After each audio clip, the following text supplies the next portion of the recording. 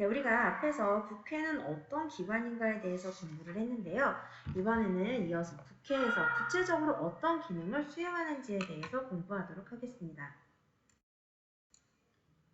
네, 이번 단원에서는 국회 기능을 설명하실 수 있으면 되겠어요. 네, 우리 교과서 34페이지 생각 열기, 국회의원은 무슨 일을 할까 보도록 하겠습니다. 자, 국회의원 선거 후보자 토론회래요. 첫 번째 사람 무슨 이야기를 하고 있나 볼게요. 조약의 체결 과정을 국회가 감시하고 통제할 수 있도록 하는 법률을 개정하겠습니다. 이야기하고 있어요. 국제사회에서의 조약은 국내에서의 법과 같은 효력을 가지기 때문에 조약은 굉장히 중요한 내용이라고 볼 수가 있겠어요. 다음 두 번째 볼까요? 국회의원이 된다면 교복 가격을 30% 인하할 것을 추진하는 초중등 교육법 개정안을 발의하겠다 이야기하고 있어요. 네, 이런 교육과 관련돼서 뭔가 좀 전문성을 가지고 있는 의원인가 봐요. 다음 세 번째 볼까요? 여름에는 덥고 겨울에는 추운 학교 교실 환경을 개선하기 위한 예산을 마련하겠대요. 예산과 관련된 내용도 우리 국회의원들이 이야기를 하고 있음을 알 수가 있습니다. 자, 이 토론을 보면서 우리는 국회의원이 국민의 다양한 이익을 반영하는 법률을 발의하고 또 수정하는 역할을 하고 있음을 유추해 볼 수가 있겠네요. 우리 교과서 본문에서 한번 살펴보도록 하겠습니다. 자, 우리 헌법은 국회에 다양한 권한을 부여하고 있는데요. 그 중에 입법권은 가장 기본적인 국회의 권한이라고 할 수가 있습니다. 헌법에서 모든 내용들을 다 담을 수 없기 때문에 국회는 헌법보다 조금 더 세부적이고 조금 더 구체화시킨 법률이라는 형식의 법을 만들게 됩니다. 이 법률에는 국민의 권리와 의무에 관한 사항, 그리고 국가를 구성하고 운영하는 데 필요한 본질적인 사항들이 포함됩니다. 자, 법률을 만드는 절차에 대해서 조금 더 자세하게 알아보도록 하겠습니다. 자, 10인 이상의 국회의원 또는 행정부가 법률안을 제출하는 것에서 법률을 만드는 절차가 시작됩니다. 표에서 1번에 해당이 되겠죠. 국회위원회는 법률안을 신중하게 심의하는데요. 우리 앞에서 국회에서의 상임위원회에 대해서 살펴봤어요. 17개의 상임위원회들, 그러니까 전문성을 가지고 있는 국회의원들로 구성이 되어 있었죠. 자, 이들이 법률안을 신중하게 미리 심사를 하는 것이 바로 이 단계라고 볼 수가 있겠습니다. 자, 이후에 법률에 대해서 조금 더 전문성을 많이 가지고 있는 국회의원들로 구성된 법제사법위원회에서 형식이나 아니면 문구 같은 것들을 다듬어 주게 되고요. 이후에 본회의로 상정되게 됩니다. 본회의에서는 이렇게 상임위원회에서 심사한 내용들을 보고를 받게 되고요. 질의와 토론을 거쳐서 제적위원 과반수의 출석, 그리고 출석위원 과반수의 찬성으로 의결하게 됩니다. 제적위원이 총 300명이면 과반수라고 한다면 150명보다 1명이라도 많은 151명 이상이 되겠죠. 또 출석한 의원의 과반수의 찬성으로 이렇게 의결하게 됩니다. 자, 이것은 이 국회를 통과한 법률안은 행정부로 보내지게 되고요. 아무런 문제가 없는 경우에는 15일 이내에 대통령이 공포, 즉 널리 알리게 됩니다. 하지만 이의가 있는 경우에는 대통령이 거부권을 행사할 수 있는데요. 우리 교과서 날개에 자세하게 나와 있어요.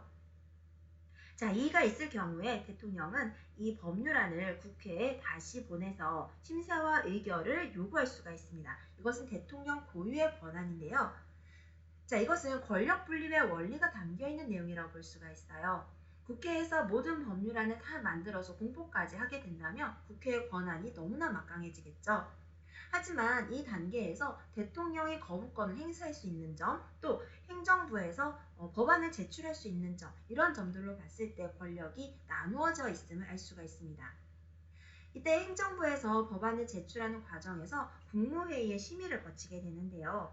법률의 제정안, 개정안, 예산안과 같은 것들 중에서 행정부의 중요한 정책이 담겨 있는 경우에는 이런 국무회의의 심의도 거치게 되겠죠. 여기서 별표한 것들은 전부 다 행정부에 해당하는 것들이라고 보시면 되겠습니다. 국회는 국가 살림에 관한 중요한 권한도 가지고 있습니다. 행정부가 예산안을 편성하면 이것을 심의하는 역할을 하는데요. 조세 종목이나 세율 이런 것들이 제대로 이루어져 있는가 이런 것들을 살펴보는 거죠. 또한 우선순위와 내용을 확정하게 되는데요. 이렇게 확정된 내용을 가지고 정부가 예산을 집행하게 되는 거죠. 또한 추후에 정부가 이 예산을 적재적소에 잘 썼는지를 평가하고 승인하게 됩니다. 네, 다음으로 국회의 국정견제 권한에 대해서 살펴보겠습니다. 자, 현대에는 이런 입법권만큼이나 국정견제 기능이 강조되고 있는데요. 국회의원은 국민의 대표잖아요. 그렇기 때문에 국민이 궁금해하는 사안에 대해서 감사하거나 조사할 수 있는 그런 권한을 갖는 거죠. 국정감사는 매년 정기국회 기간에 국정 전반에 대해서 시행하는 거고요. 국정조사는 국가에 특별한 일이 일어났을 때 시행하는 것이라고 보시면 되겠네요. 자, 또한 국회는 헌법재판소 재판관과 중앙선거관리위원회 위원 중에서 3명의 선출권을 갖습니다. 헌법재판소 재판관은 총 9명으로 구성이 되어 있고요. 중앙선거관리위원회 위원도 총 9명으로 구성이 되어 있어요. 이 중 각각 3명씩은 국회에서, 3명씩은 대통령이, 또 3명씩은 대법관이 임명하게 되는데요. 이렇게 3명씩 임명함으로써 서로 견제하는 기능이 있다고 볼 수 있겠네요. 자, 또한 국회는 대통령이 국무총리, 대법원장, 헌법재판소장과 같은 이런 중요한 인물들을 임명을 할 때 동의권을 행사합니다. 여기에 동의해야지만 임명을 할 수가 있는 거죠. 그렇기 때문에 대통령의 인사권을 견제하는 수단이라고 볼 수 있겠네요. 자, 또한 국무총리와 국무위원과 같은 이런 행정부의 중요한 사람들이죠. 자, 이런 분들에 대한 해임을 대통령에게 건의할 수도 있고요. 또 대통령이나 고위 공무원들이 직무를 집행하면서 헌법이나 법률을 위반하는 경우에는 탄핵의 소추를 의결할 수도 있습니다. 자, 탄핵이라는 것은 이런 고위 공무원을 해임하거나 처벌하는 특별한 제도를 이야기하는데요. 소추라는 말은 법적 심판을 하도록 요구하는 것이죠. 자, 이렇게 탄핵 소추를 하게 되면은 이제 나중에 헌법재판소 등에서 이런 파면에 대한 심사를 하게 되는 거죠.